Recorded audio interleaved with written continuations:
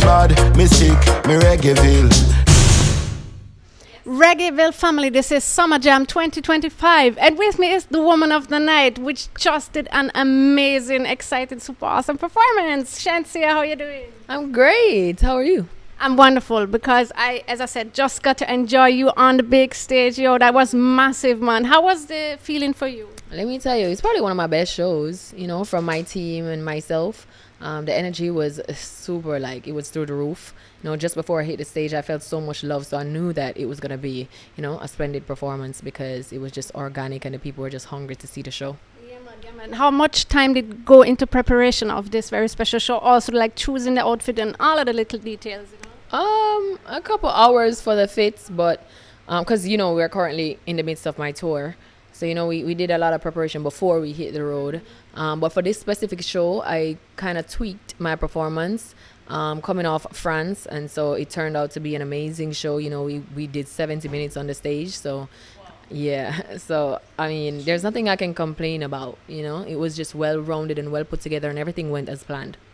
You brought your dancers as well. You brought the band and the DJ, and then you also brought some people from the crowd on stage. I mean, how is that for you, not knowing who is gonna come up and what are they gonna bring to the table for the competition and things? Isn't that the exciting part about it when you don't know? But would you like look in the crowd already and like see, okay, that could be a potential person to come? Yeah, I think when we're performing, we go off energy as artists.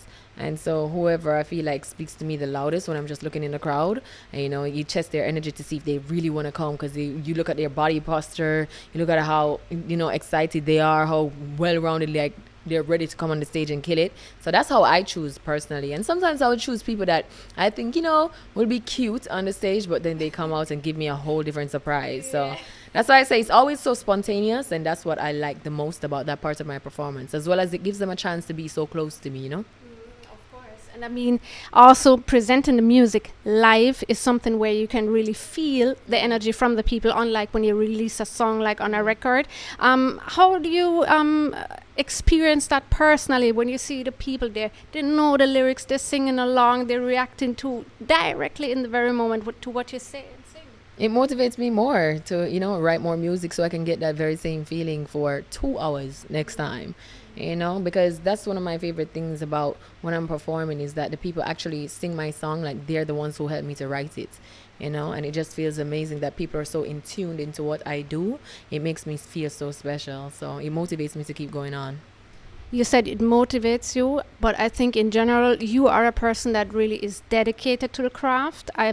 You always put in a lot of work from what we know, because we know you write so many songs, and from previous interviews that I watched, I know how dedicated and hard-working you are. Yeah. Have you always been that way? The little Shenseea, that was it, Mona High with the brown skirt and the red tie? Call me right now. Enough of them out there, so of course. Was she always like that? I've always been a hard worker. I think that I got that trait from my late mom. But thank you so much for acknowledging that, you know. It feels so good to be acknowledged and to give me my flowers. So thank you. And you have achieved a lot, because when we look at the things, I mean, Vibes Cartel is playing just now, and Ludi is one of the milestones that you have achieved. Yes. Your name, your brand is now huge out there. And as I said, it's something that you can pride yourself with because you worked hard for it. So from all the achievements that you already have, working with Tyga, working with Kanye West, working with Christina Aguilera, and so forth, Megan Thee Stallion, what is still on the bucket list of Shenseea? What do you still want to do?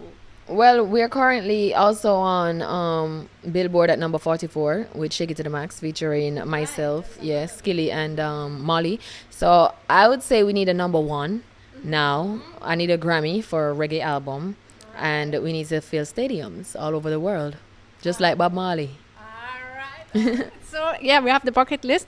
And what are you working, besides the touring that you're doing right now, what are you working on to get a little closer to that goal?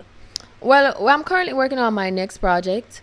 I think I pride myself now in being an artist who puts out a body of work because I work hard and I can do it.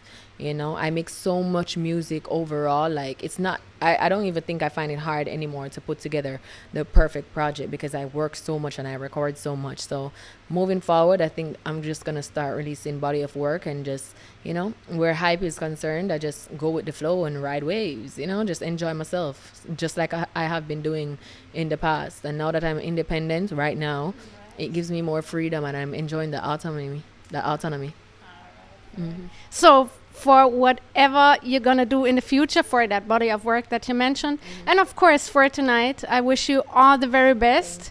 Have a wonderful evening still, and thank you so much, Shenseea, for sharing with us your time and your words, and of course earlier the music. Thanks so much. Thank you for having me. Me mad, me sick, me Reggaeville.